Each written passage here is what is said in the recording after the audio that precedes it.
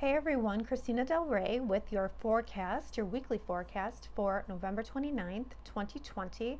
And if you have not subscribed yet, please do so, share and like. We are having a lunar eclipse in Gemini at 8 degrees. And this week is all about the eclipse. So we're going to dive into this and see how this is going to affect your sign. But first of all, what is an eclipse? An eclipse is a turning point. It's a point of crisis, and it doesn't have to mean that it's bad. It's just a crisis that pushes you in a certain direction. These things aren't good or bad. They just change things, because we as humans, we tend to stay stuck in a place unless we are pushed, and it often takes a crisis for us to be pushed into the right direction. Eclipses are fated. They bring endings and new beginnings. So all eclipses are about endings, new beginnings.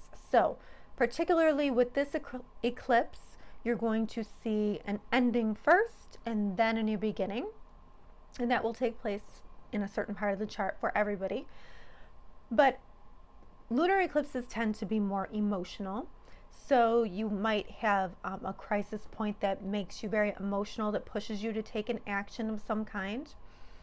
Whenever there's a full moon lunar eclipse as well, secrets tend to come out. It doesn't necessarily mean that it's going to come out the day that the eclipse happens, but they have like a 6-month period of time where you can see this happening.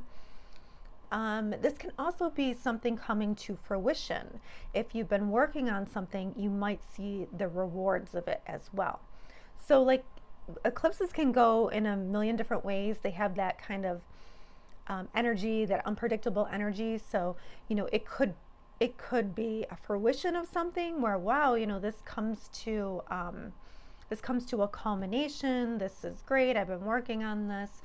Or it could end something and push you right in a new direction.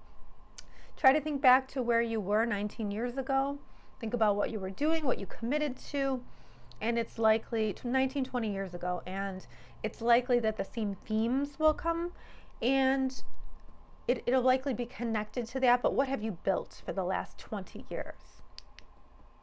For those of you who study tarot, you know that the moon symbolizes like the hidden information. So in a lunar eclipse, when the moon can't reflect the sun, it goes dark.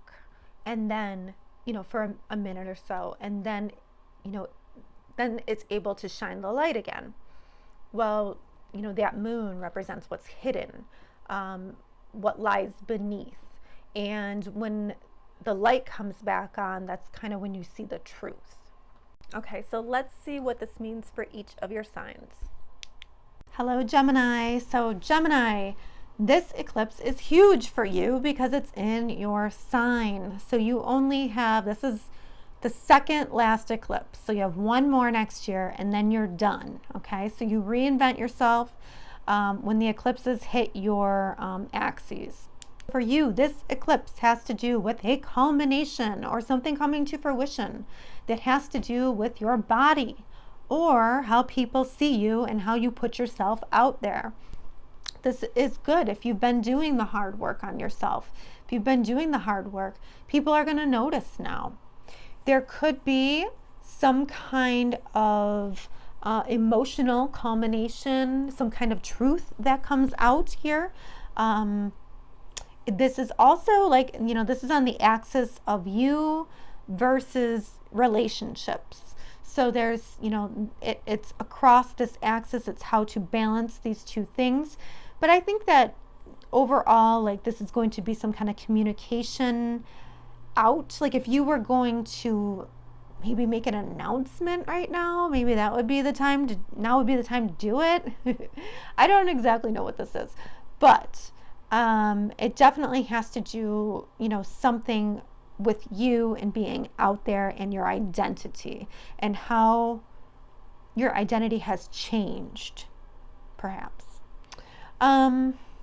Okay, so that's happening. And then Mercury, your ruler, and the ruler of this eclipse, is in your 6th house of work. So this is fabulous because Mercury is bringing you an opportunity.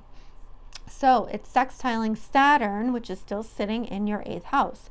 The 8th house, deep psychological traumas, money that you share with other people. So there's something here. Mercury is trying to bring you a message of opportunity.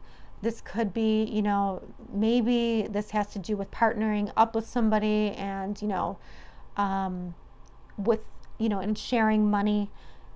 This could have to do with you, you know, finally coming to the end of a cycle about that deep psychological trauma that's been happening, you know, that has happened in the past, but you're trying to purge it.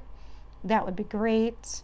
Something's being brought, though, into your work. So it's a message or a communication, and it feels like money is involved. So be on the lookout for that because it should be something that is sort of an opportunity for you. And at the end of the week on Saturday, December 5th, can you believe it's going to be December already? I can't believe it. We have Venus trining Neptune. So same part of the sky, you have this, you know, this planet of relationships, but it's also money too and talents.